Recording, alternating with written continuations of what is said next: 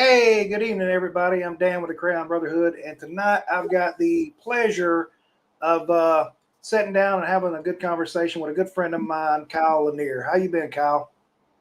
Fantastic. It's good to be on Awesome. here. Yeah, I've been trying to get you on here for a while, and you're just, I don't know. Well, when you got a voice like this and a face like this, you got to hide every chance you can. Man, I understand. That's why I grow a beard. If I didn't have this beard, man, it would be bad. I couldn't go out in public. My wife threatens to divorce me every time I trim it too short. It ain't nothing but some ugly under here. But let me get this thing set up here real quick. So, a little back history on you. You're a police officer, or were a police officer? Oh, I'm still active. Still active. How long have you done that for? Coming up on 29 years. 29 years. Yeah. Dang. What all did you do? Was you just a beat cop, or? I've either participated or managed every part of our department. Oh wow. Mansfield Police Department, we're about 112 officers. Started in 97 and worked my way up all the way to assistant chief. And a couple of years ago, I chose to retire. And the idea there is I would retire, come back at a lower rank, doing something totally different and a whole lot less stress. Oh, I got you. I was on SWAT. I was SWAT commander for 10 years. I've run pretty much every section of the department at one point and kind of just about done with all that. So I decided to move off into something else. Did you say bomb squad?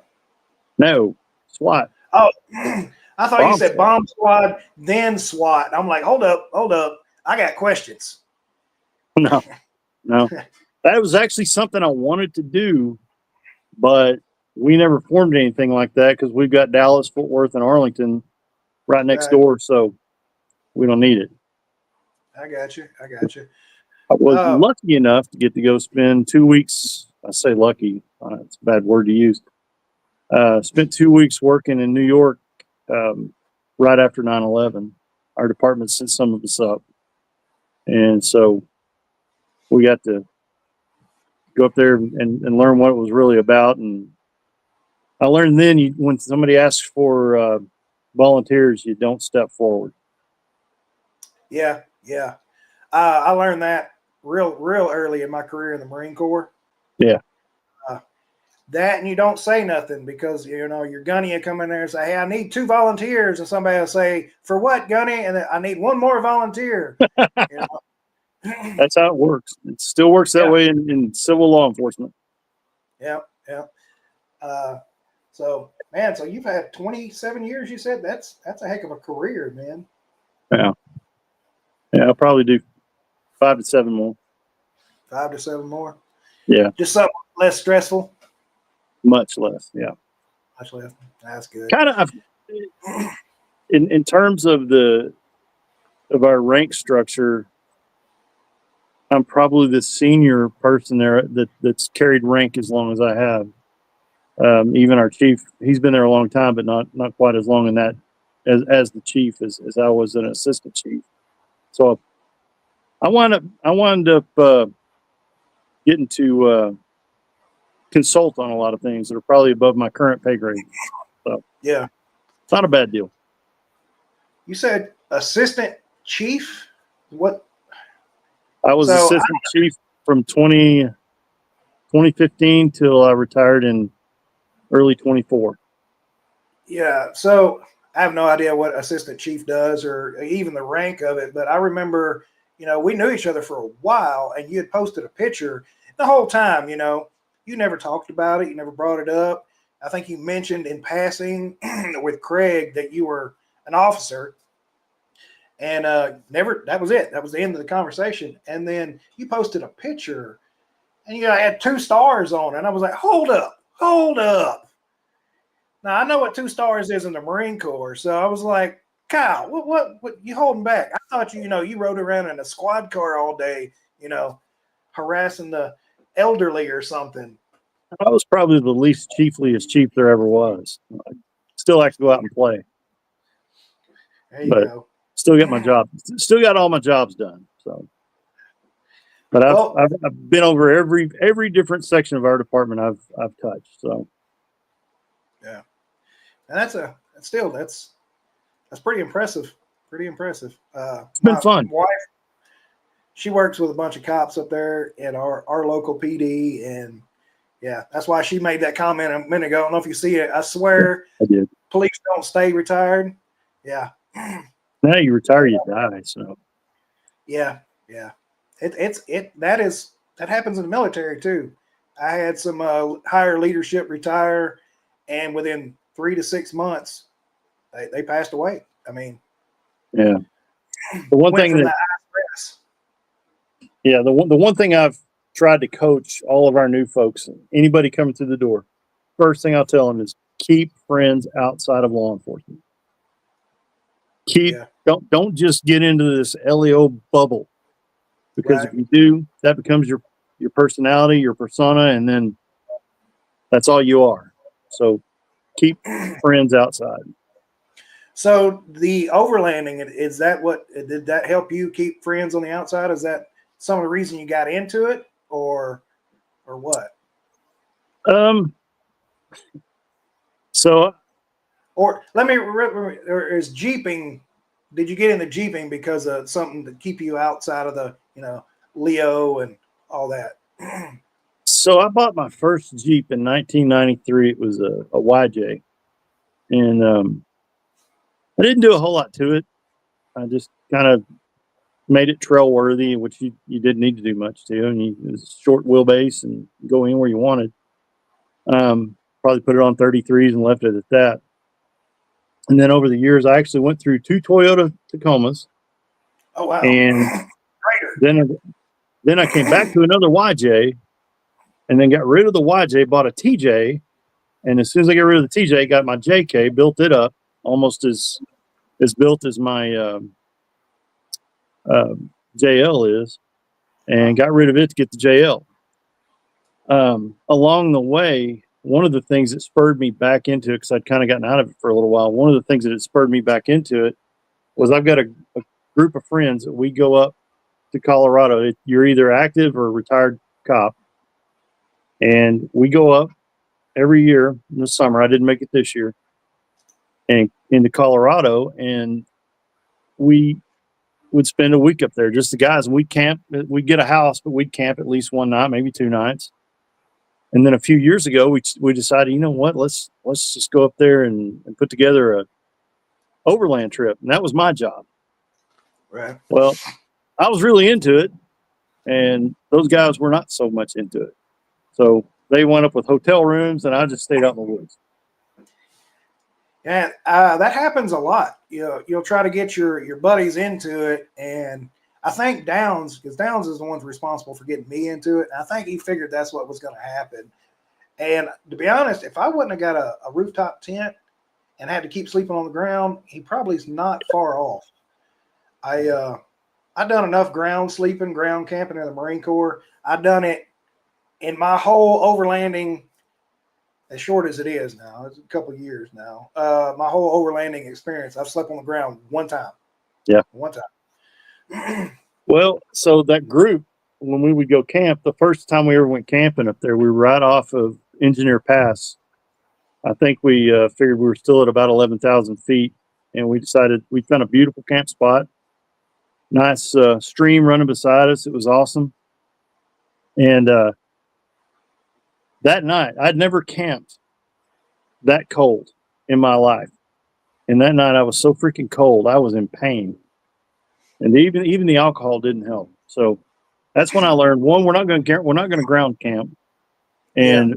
we're going to bring some thick socks and a whole bunch of other crap. So I fixed my problem, and now I'm pretty comfortable no matter where I am.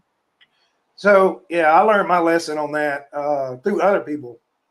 Yeah. We all got these diesel heaters now, and well, you kind of, I'm glad because you didn't do it intentionally, I don't think, or what was it you on one of the trips? I can't remember. Somebody cut my diesel heater off, and luckily No. I had my sleeping bag. It wasn't intentional, but they're all the same diesel heater, Oh yeah. and somebody cut theirs. It was Stephen Westfall. That's who it was on my birthday trip. He went to cut his off and selected the wrong one and cut mine off. But that's why I always keep a sleeping bag with me, just because I've heard horror stories of people's heaters not starting or cutting off in the middle of the night. And, Yeah. 30 degrees isn't that bad until you ain't got nothing but a sheet. And Right. then it's miserable. You probably won't die, but it's miserable. So, It is. Yeah. I won't be miserable like that again. No. Say that. So how long you been into the overlanding itself, like what they refer to as overlanding? Since 2016. 2016. I started then, but I didn't do a lot. I did some. Was it overlanding then, or just going out camping, running trails, or? It was actually overlanding. That was the first time I ran the rim rocker up in Colorado and Utah, and that was good. And I did it the first time because I wanted to use my new trailer that I just built. So one of the pictures you've seen, I know you've seen, is one of my trailers. I built 4 of those things and sold all 4 of them, but before I sold them, I used them. Right. And the first one I built, I decided, I'm going to take it up there. I mean, I figured if I was going to go big, I was going to go big. So I jumped on this trail up there and realized I just absolutely don't need this trailer, because it's always just going to be my wife, my kids. They're not into it. It's just going to be me. So that's when I went with the rooftop on the Jeep. Yeah, you're running that FSR, right? Probably the lightest one on the market right now, isn't it? I think so. It's right at 100 pounds. So there may be something else out there that's lighter, but it's pretty light. Yeah. Yeah. So where all have you been? You mentioned a few places out in Moab and stuff like that. Yeah, Moab. Any East Coast? I actually didn't do any Eastern stuff until I met you. And the most Eastern I've done is Arkansas and a little bit in Missouri and Oklahoma. And to be honest with you, my favorite area is anywhere out west. Just the views, just the wide open space. I've enjoyed going to those places, and I probably need to get further east and maybe experience more of that and actually really get into it. But the places we've been have been absolutely gorgeous. That even the trip from hell that you took me on was still beautiful. And although I really don't want to go do Bellstar again, that was an absolutely beautiful trail. It really is. And I try to tell people that it's a really nice trail, and you can stop halfway and camp there at the cave. And that's pretty cool. That is. But it is sketchy. I know I called it the sketchiest trail in the Ouachitas, but it's not sketchy. And I tell everybody this too. It's not sketchy in the aspect that you're going to roll down a mountain or like Bear Pass or any of that. If you're not careful, you'll ding, dent, and scratch or break a tail light on your vehicle. Yep. So and when you break a tail light on your vehicle and don't have a cool story, it just kind of I don't know. Yeah, that was at the campsite after the bell started. So that was just me trying to level up. Yeah. I was just trying to get level. Dang tree just jumped out of nowhere. What was something that an unexpected challenge that you faced out there on the trail that you just caught you way off guard, you wasn't ready for, other than trees? Well, now this didn't happen to me. I was there. I took a couple of buddies up to Colorado that had never been up there to do any of those trails, and we had just come off of Poughkeepsie Gulch. And these guys they've got a lot of experience 4-wheel, and they've got rigs that were absolutely built to the nines, and just you'd never expect any issues. Well, forgive me for any Toyota folks that are on here. This is not a dig at Toyota. I do like Toyotas.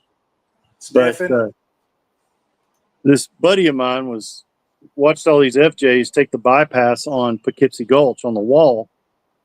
And so he was going to stop, take a picture just to give him crap. Well, karma comes up and kicks him right in the butt. And he gets out of his Jeep. First of all, he doesn't realize that up there, if I'm going to park, I'm going to nose into a mountain or a rock or something. He just got out. And I know he put it in park because I could hear the parking pawl let go. And that Jeep took off down the mountain. He tried to jump back in and stop it and got bounced out. And when he got bounced out, it lands on the rocks, and then the Jeep rolls over, and literally a tire rolls over him. Oh, man. And then the Jeep continues 250 feet down and comes to rest against a big rock. Well, he goes running after the thing, and I thought, oh, crap, he's hurt bad, but he's probably in shock. And so it took a little while to get down there and see, and check on him, make sure he was okay. We wound up having to glue his foot shut, and it took us. He wanted to get his Jeep recovered, so we did that. And I had a Sawzall, so we had to chop the end off of his bumper so he could turn. He actually bent the frame just right behind the bumper in that crumple zone. It bent down, so it shoved his sway bar into his spring, so he couldn't turn. He couldn't do anything. So we had to take all that off and cut his bumper. But it took us. It was about 1 o'clock in the morning before we got him back to the hospital. Oh, and they looked him over, and he was fine. I mean, he's cut on his foot. They said they would have sewn it up, but we told him what we did to clean it out, and they said, well, it is what it is now. But he was okay. He willed the rest of that trip. But that was a stressful day. I think you told me about that. Didn't you say they didn't total that Jeep? They straightened the frame out on it. They put a frame under it, a new frame. Oh, they put a frame under it. That's what it was. Okay. It's a 2015, and this was in 2017. Oh, wow. Yeah. Wow. Yeah, these Jeeps now, I mean, you do anything to them, they total them out quick. It's crazy. That's just about any car now. Yeah. So what gear, whether it just be regular gear or vehicle mod, has been the biggest impact on your travels and way of life out there on the trail? Man, I'm going to say that, and probably people argue with me about this, but that rooftop tent and that FSR, I mean, the thing sets up so fast. I can pull over anywhere and set up camp and be ready to bed down for the night quick. And you don't have to worry about, you can find just about anywhere to go and have all your stuff there in camp. I mean, I'd say the single thing is that tent. Yeah. Well, you were one of the main guys that convinced me into going to I get them mixed up. The iCamper is a clamshell and the FSR is a wedge, correct? Right. I always try to get them backwards, but you got me out of that clamshell and into a wedge. I went with that GFC, and I got to say, after camping with it the few times I have, I can pop the latches, open it, throw my pillow in there, and I am done. That is it. Yeah, that's the only downside of the FSR is that the one I've got anyway, is it's so thin you really can't keep your bedding or anything up there. So that is a downside, but still that's not a big deal. Yeah. I can keep my whoopee or poncho liner in there, but I can't keep my pillow in there. It flexes it more than I'm comfortable with. But other than that, I can keep pretty much everything in there. I won't be able to keep my sleeping bag in there like we were talking about a minute ago. That won't stay in there. I'll have to find a place to store it in my Jeep. But, man, it takes me 30 seconds to set up now that I went to that tent. Yeah. And probably a minute, maybe a minute and a half to completely pack it up. Yeah, it's quick setup and takedown. That iCamper was nice. I'm not going to, bash on iCamper at all. That thing served me well. It was a fantastic tent, but I have to say that the wedge is, for my use, is the way to go.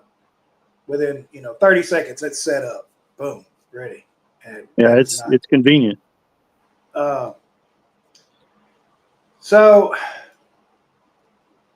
what's something that you take out on the trail with you every time that you can't really live without? That was a question from my wife, and we talked about it before. So, I think it's a clear answer here. Cheetos, yeah. crunchy Cheetos, not puffy ones. Oh no. She said if she ever does anything for you and you give her crunchy Cheetos, you just keep them, man. She's a puffy Cheeto girl. That story. So a little backstory. I'll show you the video, guys, here in a minute of where that story come from. But we're all on this obstacle. I can't remember if it was day 3 or 4. It's a big hill climb on Ozark Overland Adventure Trail, and everybody's making it up it, but it's a little difficult. You know, taking some running starts, having to bump it, try it 2 or 3, 4 times before they can get up it. And Kyle rolls up here on this thing in this Jeep of his, and while he's climbing this obstacle, you see him reach over and he's grabbing Cheetos and eating Cheetos while he's doing it. So that's why the Cheeto joke comes along.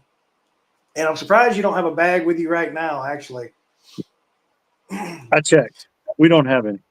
You don't have any? No. You're going to use it for a prop? No, I'm out. Oh, you're out? I'm out. Yeah, so that was freaking one of the just. I'll say that Jeep makes me look good. I'm not super experienced, but that Jeep just likes to climb.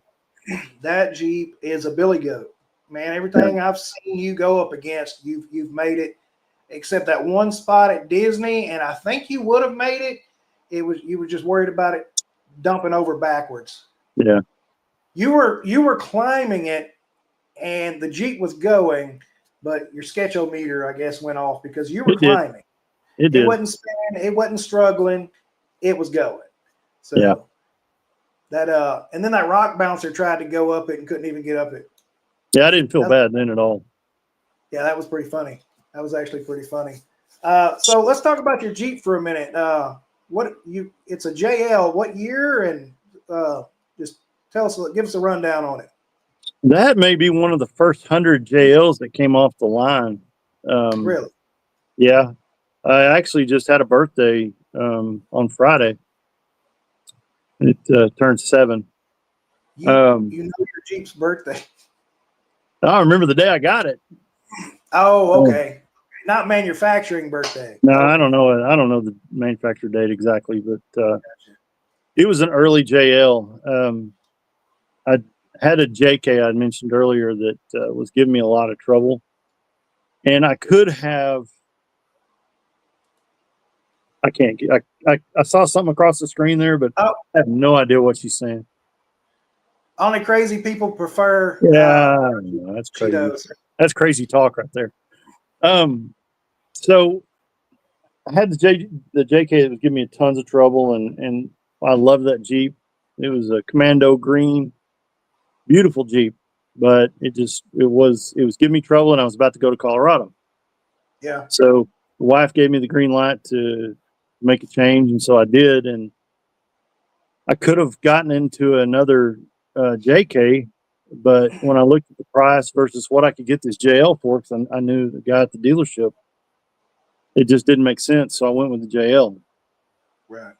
And all the problems people have complained about, especially in the early ones with the weak welds and just all the CAN bus problems. I knock on wood, I've not experienced any of that. The only problems I've had with that Jeep were owner induced. Typically something I did would cause it. But I started building that thing. I met Rusty back in my JK days. And so I'd met him and I had quite a bit on that JK that was Rusty's. And I was working Panama Jeep Beach with a buddy of mine. I was with Painless Wiring, and we were set up right next to Rusty. So I really spent 3 days just talking with him and getting to know him. And he had a white JL sitting there, brand new one. It's before I had mine, and I'm like, man, oh man, if I get a JL, that Jeep right there is exactly what I'm going to do. And right after I bought it, like I said, it was an early JL, and he was trying to get more out there. So I bought mine, and that friend of mine's wife bought a 2-door. So right after we got them, we had pallets of stuff showing up, and Yeah. that's where we started. Yeah, it won't be too much longer. I'm gonna start having pallets of stuff show up. I've got to do something with mine, and I'm wearing the bump stops out, just wearing them out. But I've got a little bit of footage of you playing in your Rusty's JL here. I'm gonna run for everybody. Y'all check this out.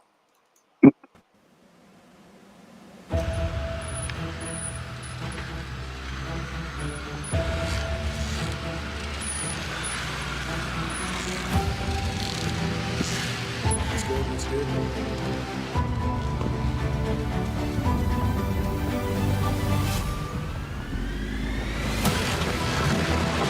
There's the Cheetos right there. Right here. Eat Cheetos.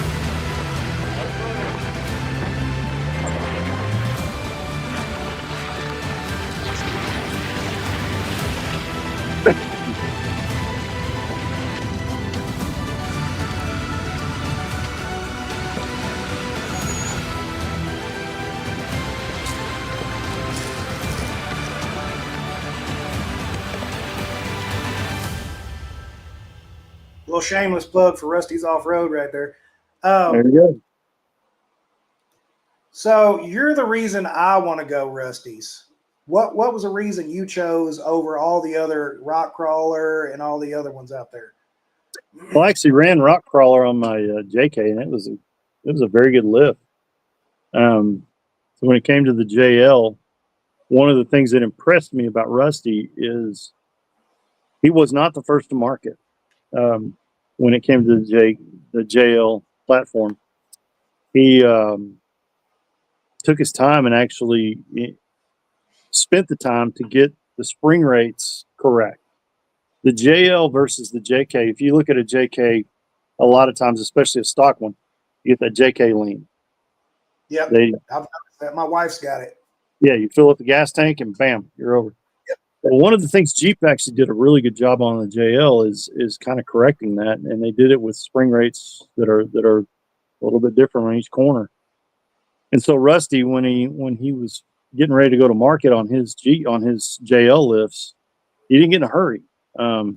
He did the research and did the engineering to get the spring rates as close to factory as possible and give you a really, really comfortable on-road ride. I mean, I've taken that Jeep coast to coast, and I do it today. It's a comfortable ride. And no one's, if you've ever met Rusty, you're meeting just a regular old guy that 50 years ago got into building Jeep parts, not Toyota parts, not any other manufacturer, Jeep parts. Jeep, just stuck with Jeep.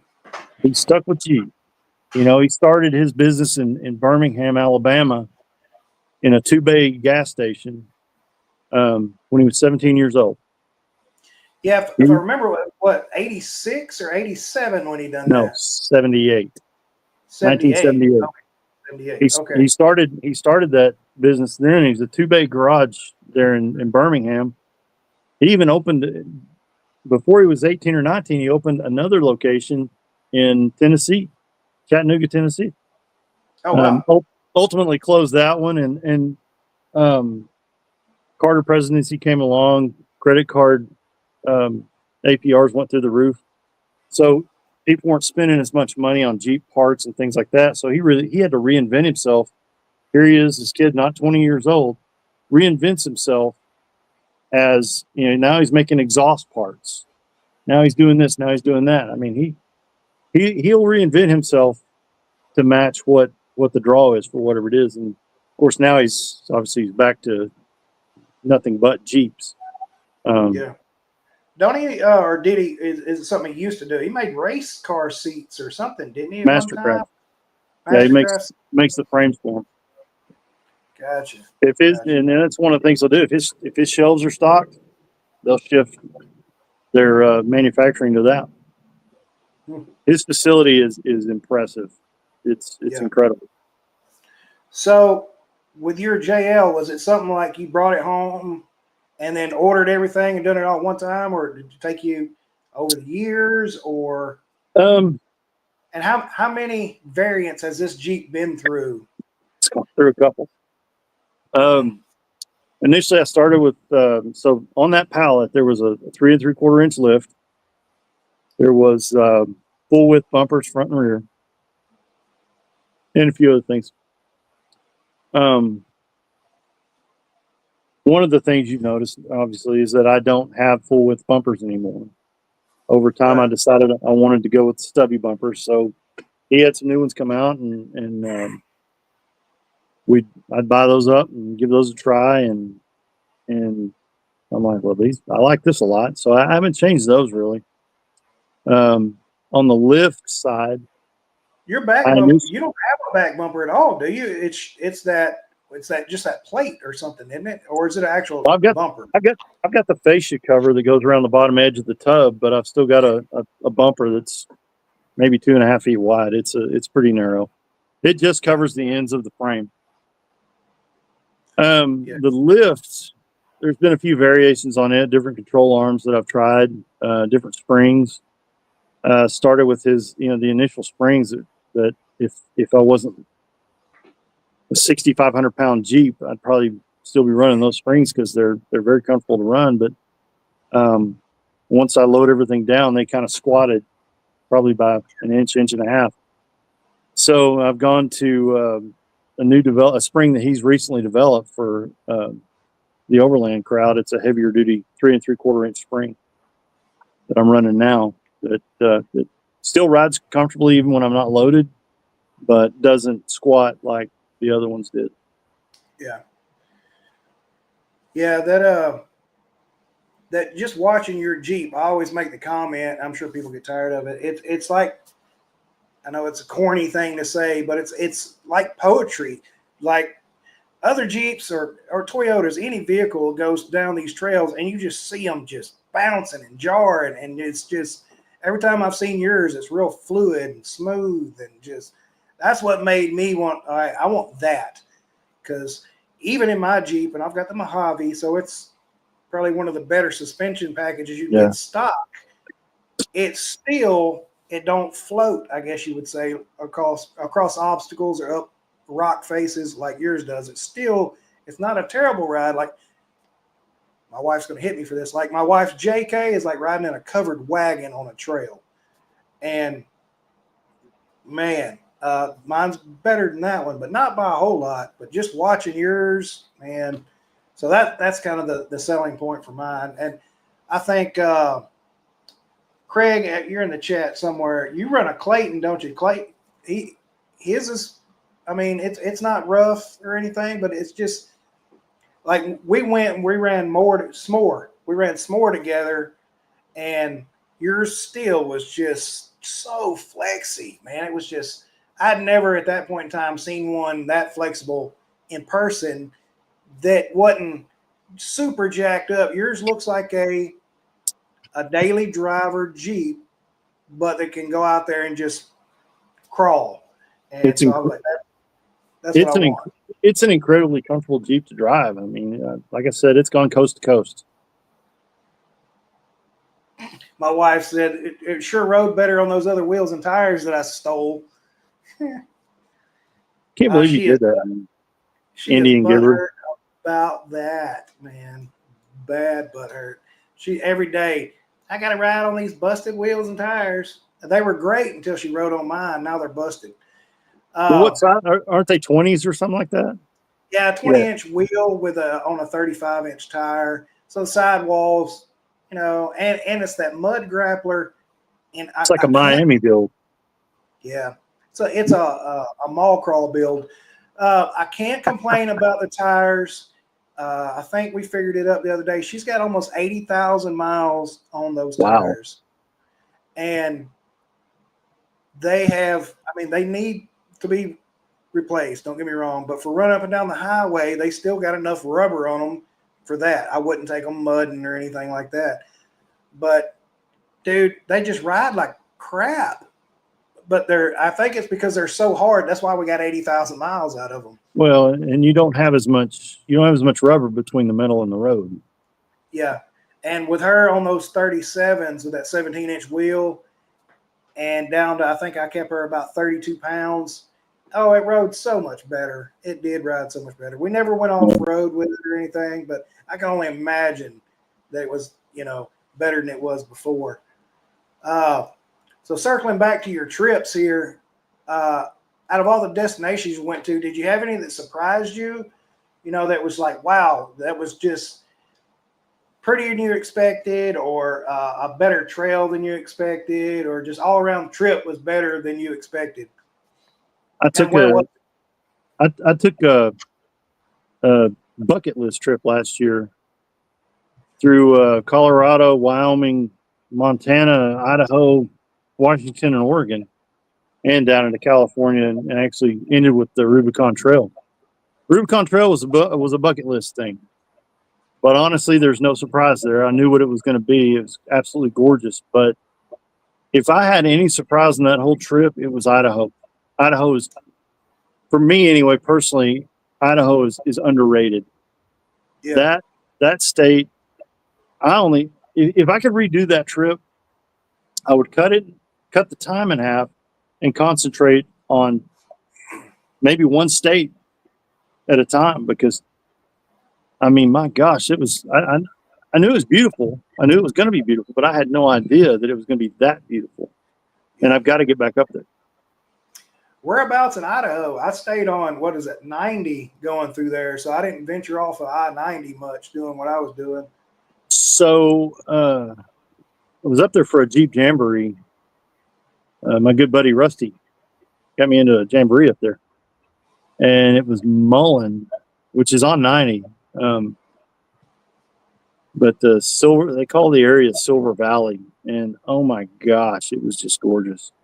It kind of reminded me a little bit of Colorado, but I know I keep going back to that because I've got a lot of time there. But it was just beautiful. I mean, it was a little bit different. It wasn't quite as rocky, but it was still beautiful.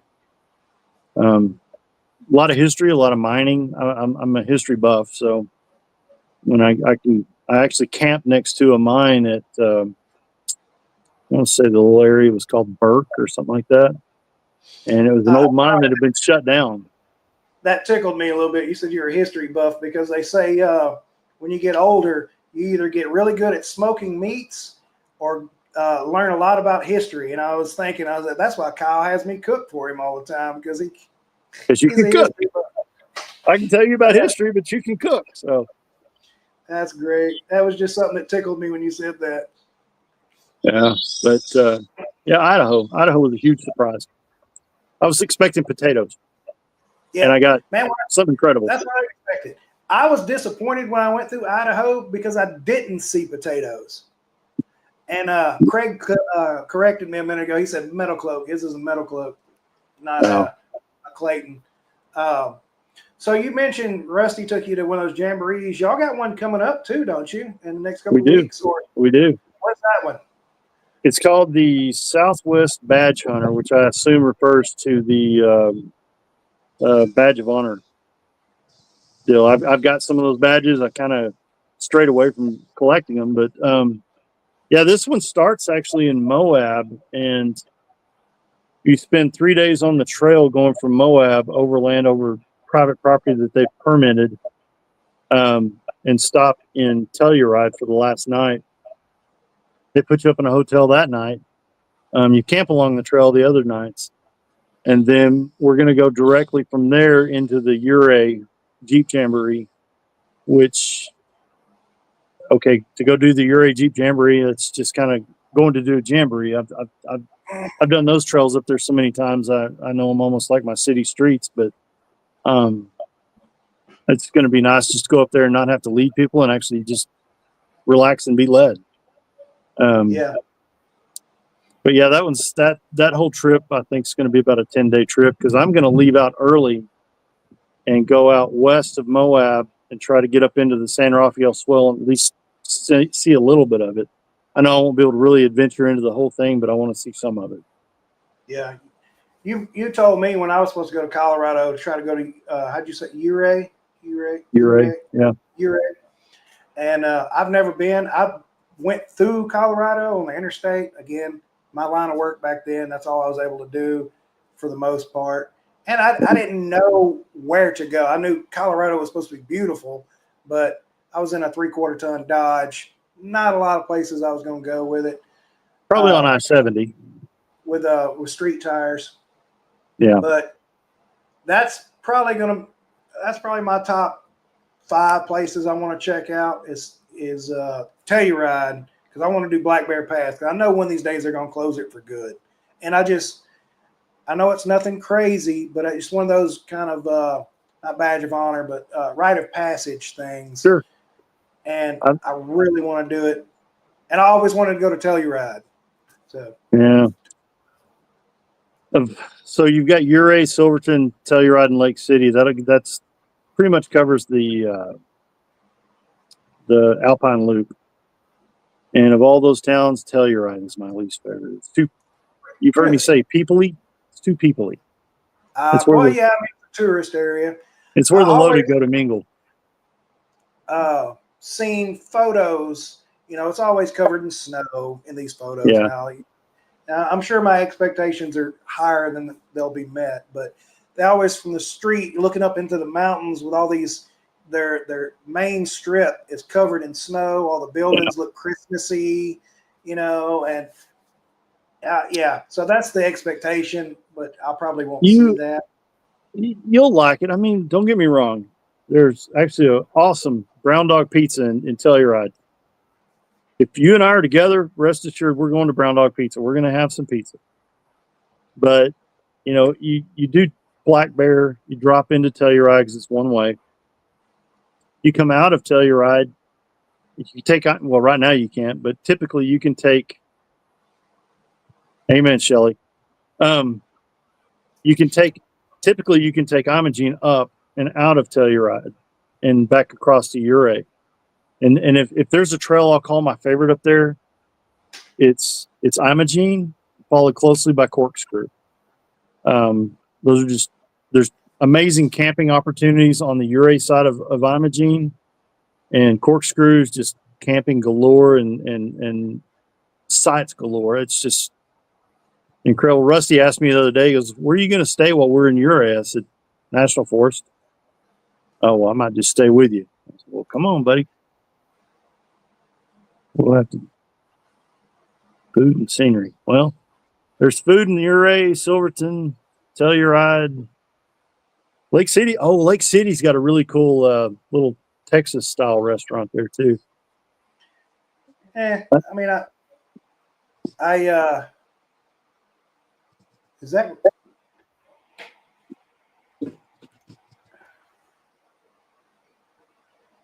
Oh, there's Nina. Hey, Nina. That's Rusty's wife. Okay, I seen the last name. That's why I stopped there for a minute. Yeah, she's an awesome lady. I ran out of whiskey. Oh, what was you sipping on there? Well, it was whiskey. Now it's more whiskey. What whiskey you sipping on? Should I say? Oh, he said it's Rusty. He's using her account, I guess. Oh. She wanted to let him have his own account. Yeah, so this is going with my Texas heritage. This is the best whiskey I've ever had. It's ultra smooth. Okay, so I'll have to give it a shot. So they don't make it anymore. But did you ever have that Crown Texas Mesquite whiskey? Did not. Oh man, it was pretty good. It was pretty good. And, I love Crown, but I just thought it was going to be one of those gimmicky things, Texas Mesquite, I know. Yeah. I've never done air quotes this much in my life, and I've done it like 900 times in this video. But, yeah, and it was actually pretty good. It was real smoky, but not like Scotch. I can't stand Scotch. Man. Yeah, I've got a bottle of scotch my son-in-law gave me, and I'd rather be in a porta john with a pissed off lynx than drink scotch. Oh man, it is just awful. And that was my old man's favorite drink was scotch. Mm. Mm. But yeah, I don't know. I'd have to say somewhere in Colorado is my favorite area to or not favorite, my bucket list. I do want to go back to Oregon. Have you ever done anything around Oregon? a little bit. I didn't. Again, if I could take that trip and redo it, one, I'll never trailer my Jeep again. That was one mistake I made on that trip is I trailered my Jeep, and I trailered it because I knew the trip was culminating with the Rubicon. Yeah. And hearing the stories of the Rubicon, I thought, oh boy, I better not. You don't want to break nothing and be stuck because I was kind of on a time crunch at that point. I won't do that again. I won't trailer ever again. In fact, I sold my truck and my trailer, so I'm kind of hemmed in now. Committed.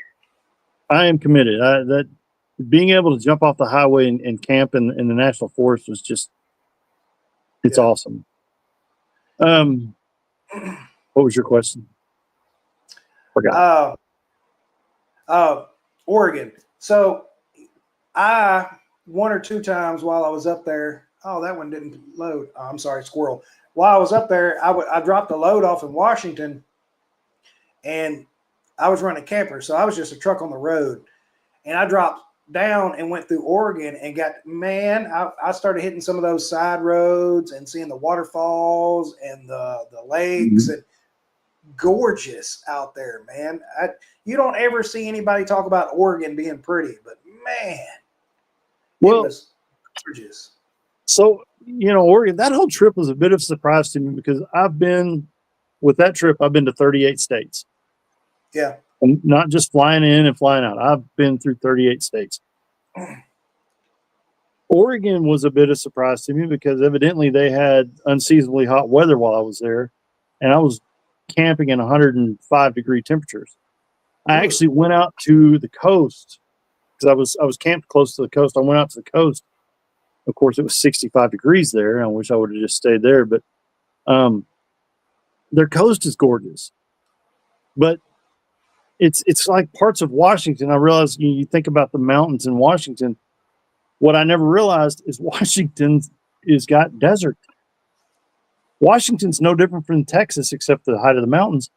They have everything. They have rolling prairies. They have crops. They have desert. Really? I never knew they had desert until I got there, and I was shocked. Yeah, I had no idea. I would have put money if somebody said they got a desert in Washington State. I was like, you're an idiot. Yeah, because everything I know about Washington is it rains like 364 days a year on the coast. Yeah, man, it was crazy. It's beautiful. Now, here's the thing with me. It doesn't matter what terrain we're talking about. Every terrain out there has its own beauty. I love desert. I love mountains. I love it all. It's all different, but it all has its own beauty, and you have to really take it for what it is. And desert for me, the desert Southwest, brother, I could retire out there tomorrow and never ever see civilization again. Yeah, I love it. I absolutely love it. My family's from East Texas, and I'm not an East Texas fan, even though I know it's beautiful. I'm just not a fan out there. I don't know what it is. Not a Texas fan for the heat. I mean, I love Texas. They've got some of the best laws and the best people that you can ask for, but their weather is garbage, man.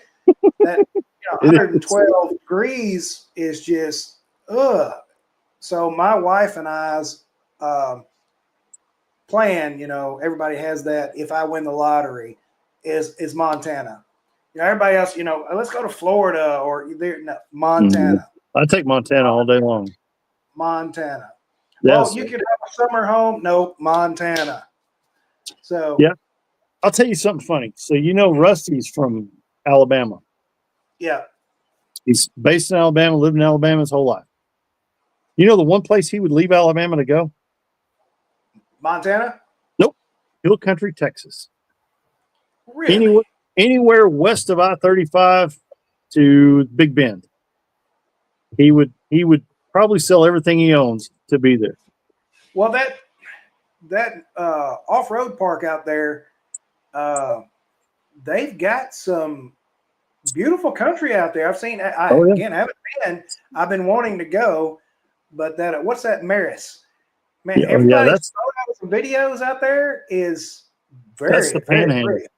and that's my first stop on that trip that I've got coming up. I'm gonna drive like 5.5 hours and then stop there.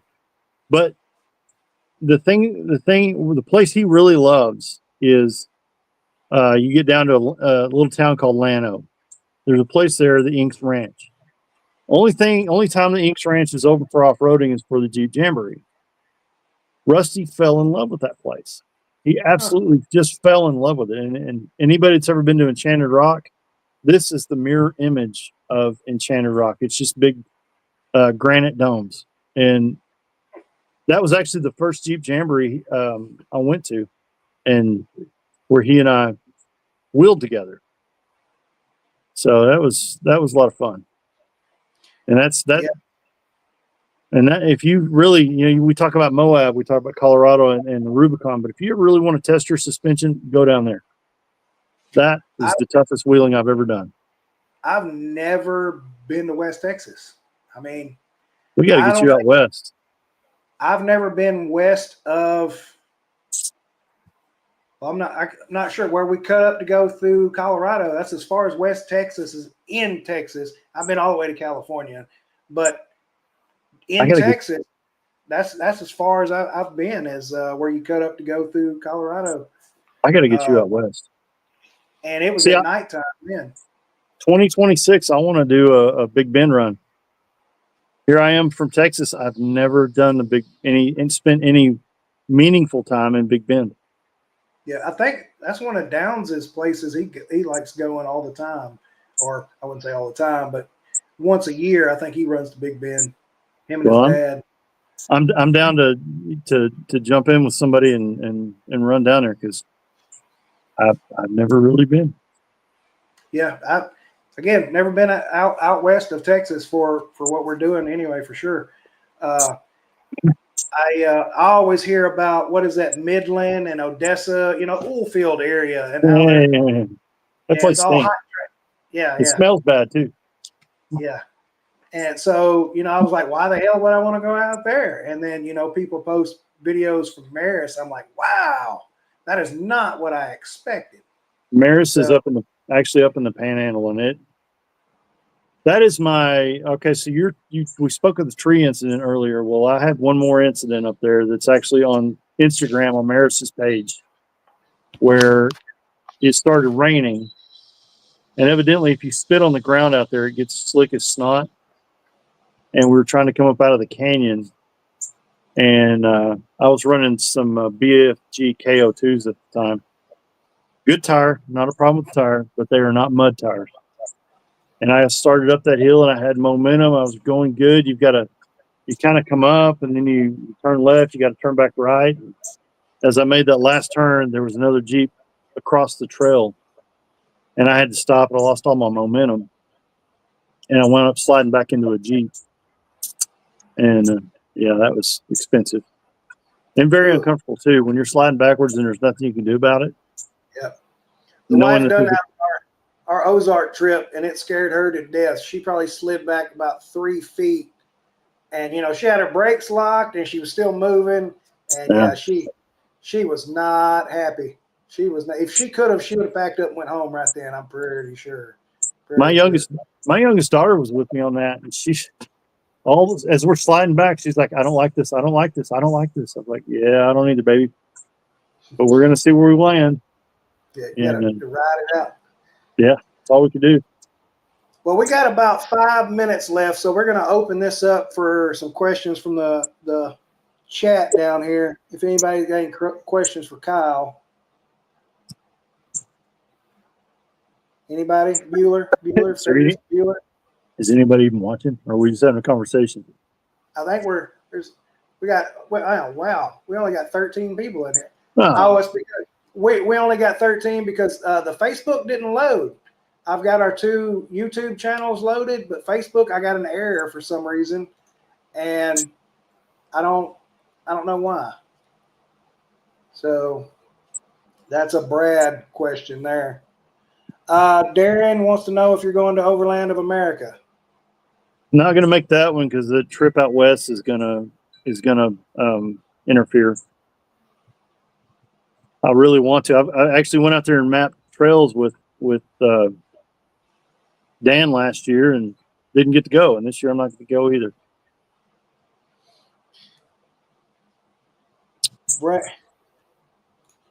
Rusty said, "Bring some of that whiskey." I got you covered, brother. Let's see. What's Craig got to say? Kyle said that whiskey is smooth, but wins every time he takes a drink of it. Yeah. Still pretty smooth, though. You also said that whiskey, that Blanton's, was going to be good. And, man, that's just not – I'll drink broke Jack Daniels, poor man whiskey or something, because that Blanton's. Is that that awful – was that awful crap from Frosty Fenders? No, Blanton's. We done a trip with Baker, and he brought. I think it was Blanton's, whichever one had the horse on the top of it, and it was, he done this big ceremony and everything with it, and gave us a glass, and I was like, oh man, this is that expensive stuff. It's going to be good. No, not my cup of tea. Not my cup. I didn't love it. Wasn't my thing. Let's see, Darren. One thing you would change on your JL. Why did not show up?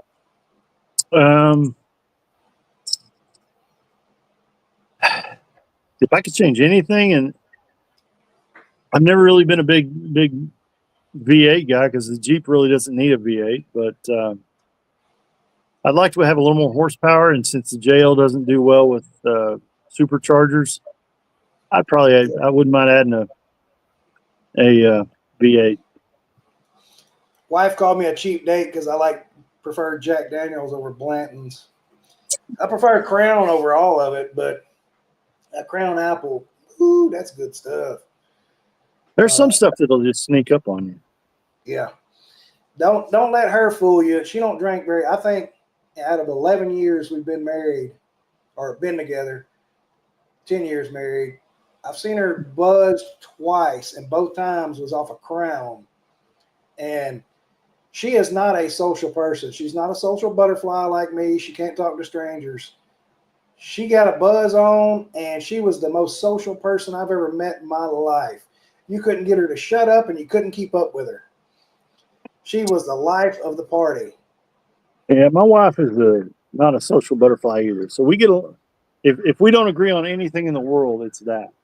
So, and she doesn't drink enough to really ever get that way. So, she lives 2 lives, Dan. Yeah. She mine won't drink at all. Because so she's quick to, when I'm being a prick, she's quick to pour me a drink. Yeah, it mellows you, man. Yeah, it does. I'll be in a bad mood, and she'll be like, "Be right back." Coming there with a coffee cup or something with something in it. Yeah. Any bad encounters while camping? Trees. Just a tree. Just a tree that Dan wasn't there to keep me from hitting. Not really. No. Tell that story real quick. We've got 30. It's hours up, but we got time. We can run that story real quick. It's more embarrassing for me than it was Kyle. Okay. More expensive for me though. It was more expensive for you.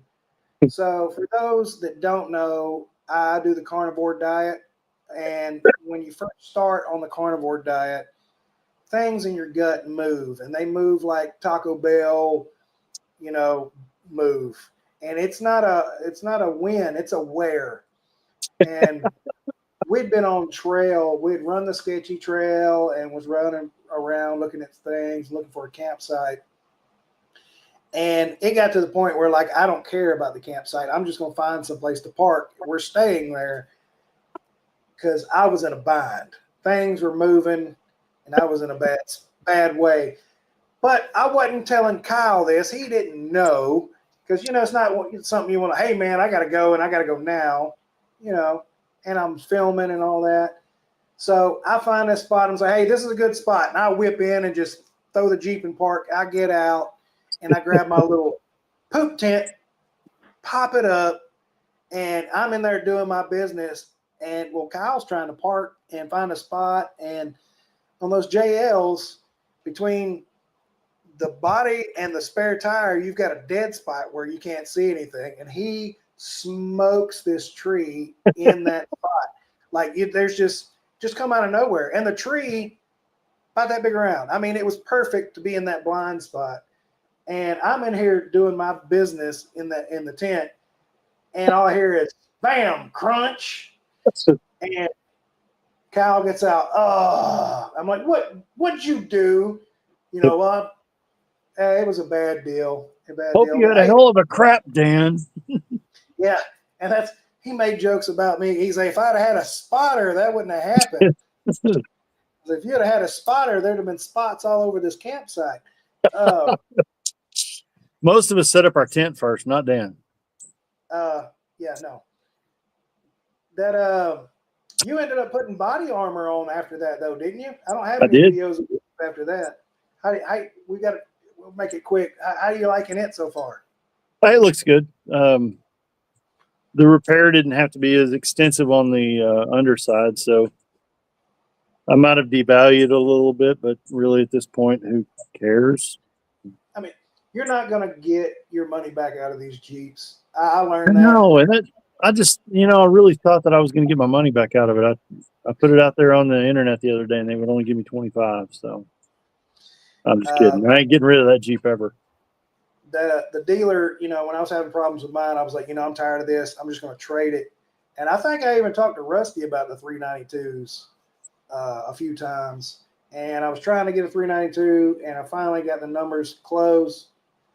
I found a 392 close to my numbers, and then they offered me what they offered me on my Jeep. I think they offered me, what was it, the quote, like 25. Yeah, it was something pathetic. But it was 25 as is, like with the tent and everything. On the right? Oh, no. Yeah. No. I'm like, you guys are high. You think you're getting the Jeep for 25, much less everything else. So yeah. I will put a motor. I love my Jeep to begin with. The thing's gone everywhere and taken me everywhere, brought me home. I'll put a motor in it. I'm at the point now that economically it makes sense to put a motor in it if I need to. Yeah. Yeah. So, and that's kind of where I'm at with mine, I believe. It's just, I'm going to have problems with it. It's nature of what we do. So maybe they got it worked out. I'm just going to keep making the repairs because the wife, she brought up, she's like, but you're the blue Jeep, it's kind of who you are, I didn't buy it to copy Matt for anybody that gets in the comments and say that. I just got a really good deal on the Jeep. It just happened to be blue. Well, so did Matt. Yeah. It's kind of, people see the blue Jeep and they're like, hey, it's the Crayon guy, and or the Crayon Brotherhood or whatever, the asshole, whatever they call me. And or where smart starts. There's a hashtag there. Hashtag where smart You're starts. not dumb, you're where smart starts. Man, you broke me with that, dude. Man, that was hilarious. I like to have died. And what was I going to say? How could I come back from that? That was just timing. All that was timing. But yeah, so I'll probably end up just keeping it and paying it off. Hers will be paid off, I think beginning or middle of next year, and I might convince her to get a 392, or she wants the Hellcat Jeep. What is that thing? The Grand Cherokee, or not the Grand Cherokee, just the Cherokee. Yeah, the Cherokee Hellcat. That's what she wants. Because we had that V before, so she wants something fast. Well, that'll So, do it. yeah, I'll have a nice life insurance policy on her if I get her that. But all right, guys, I appreciate y'all hanging out for our shenanigans and being lively in the comment. We only got 12 of y'all. Man, I didn't even check the body count, Yeah. and I mean, you were and scraping the barrel when you asked me to come on. So, I mean, 12 uh, people. There's only 12 man, people affected by this. I mean that could be considered a good thing. Right. Uh, only 12 infected by our shenanigans. But yeah, again, I apologize for the Facebook not working. I just 20 minutes ago, 10 minutes ago, looked up there and seen it was orange, and Yeah. time. Production So problems, man. yeah, production problems. I'll be a good YouTuber one of these days. I You probably keep not. practicing. You're going to be the very best one you can be. Yeah, yeah. We're Because, Dan, smart you're start. where smart starts. Yeah, thanks, Kyle. Thanks, Kyle. All right, guys. Again, I appreciate y'all, tuning in and listening to our shenanigans and having a good time with us. Kyle, thank you for being, the last minute guy and actually taking the time to do it because I asked you, I don't know how many times to be on here, and you're like, nah. So again, I I'm just appreciate it. typically not a talker. Yeah, yeah. That's not true. You talk a lot at camp. A lot more of Yeah, this, maybe. there it is. There it is. But anyway, thank you guys for hanging out with us. And until next time, simplify and God bless.